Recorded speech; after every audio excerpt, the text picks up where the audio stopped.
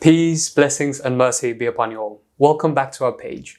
In this latest series of videos, we're working towards piecing together an understanding of God, whose glory and majesty actually exceed human understanding.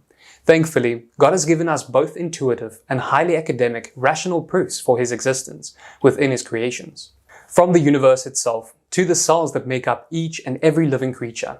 Today, we're going to focus specifically on the creation of the universe and the empirical proofs God provides for us within His Word of His own existence and the creation of our entire universe.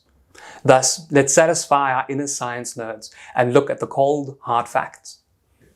Nobody knows us better than our Creator, and so God knows that we will at some point in our lives face crises of faith, which is why He addresses us directly in the Quran, posing us a series of questions which appeal to rational thought.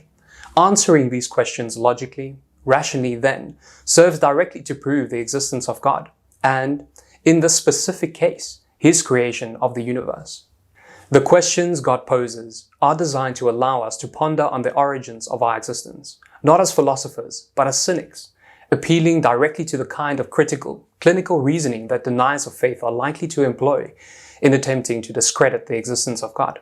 God, in His infinite wisdom, provides us with the exact tools we need to prove His existence, not only to those who've already discovered His majesty intuitively, but even to those who require so-called empirical evidence to justify faith.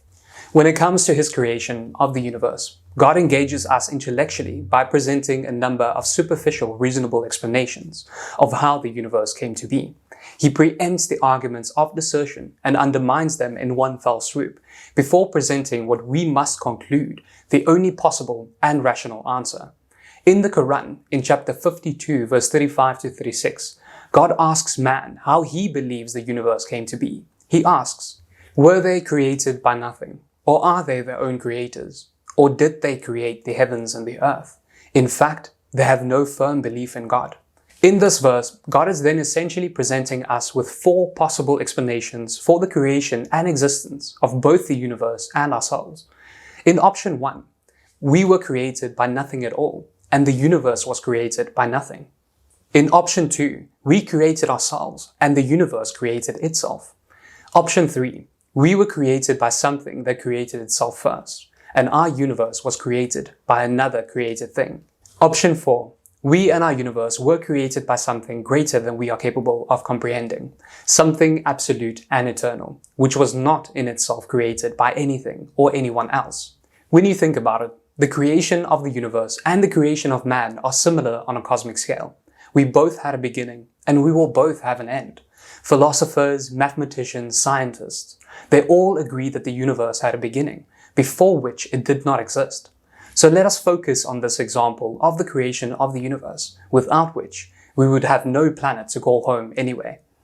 Since the universe had a beginning, the possible explanations for its creation, like ours, are that the universe was created by nothing, that the universe was self-created, that the universe was created by something created, and that the universe was created by something uncreated.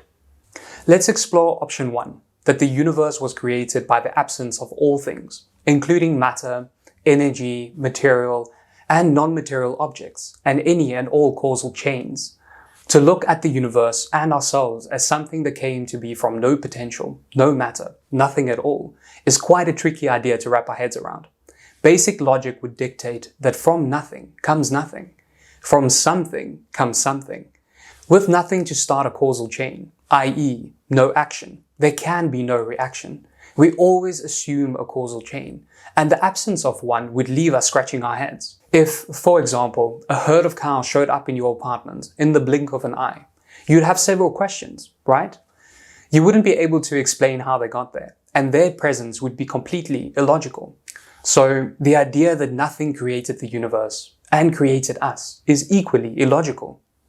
In option 2, it is proposed that the universe and mankind are self-created, but this is a logical fallacy in and of itself, because we know that the universe did not always exist. It had a beginning. How could the universe have created itself if it did not always exist before itself? Think about it this way. How could I create myself if I hadn't even been born yet? Could a woman give birth to herself? It seems ridiculous when we think about it that way, right? Similarly, option 3 leads us down a rabbit hole, because if the universe was created by something else that was created, which was created by something else that was created, which was created by something else that was created, where does it all end? It would be turtles all the way down, not making any sense. Try thinking about it this way. Imagine you had to walk into an office building. That is your only goal, but the security guard says you can't come in without the permission of his manager. And his manager says that you can't come in without the permission of the building owner. And the building owner says that you can't come in without the permission of the current tenant. And the current tenant says that you can't come in without the permission of his supervisor. On and on and on. How can you ever enter the building without the existence of one person who has the authority and power to grant you access without deferring to somebody else's authority? In that same way, for the universe to have been created, there must have been a creator who did not first have to be created, or to defer to someone or something else.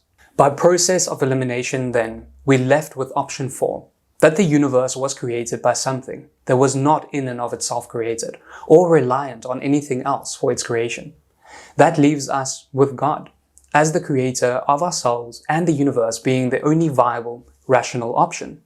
The universe had to be created by something. It couldn't have created itself, and it couldn't have been created by another created thing ad infinitum, or it would have no beginning, which we know it does. So that leaves us with the only logical conclusion, being that the universe was created by something independent and uncreated. And who could that be but God? One of God's defining characteristics is that He is absolute and eternal. He was not created. He is the first with no beginning and the last without end. He may have created the world from nothing or from the immaterial, but it is His will and power then that started the causal chain which brought the entire universe and us into existence.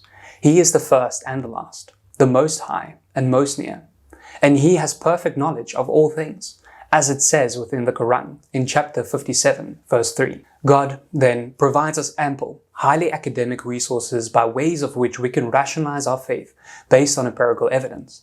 The proof He provides us of His own existence is irrefutable. In part 3 of this video series, we'll be further exploring the scientific proofs God offers up for His own existence, and hopefully you'll be able to see just how much of a divine miracle it truly is that our universe exists and is capable of sustaining our lives. From the water cycle to the tides, everything on Earth has been perfectly orchestrated by God to allow us to thrive on this planet. And as you may have already come to realize, that couldn't have happened by accident. If you have any questions about any of the content I've shared with you today, I look forward to connecting with you in the comment section. Alternatively, you're always welcome to message our page. May the Almighty bless you with goodness. Jazakallah khair.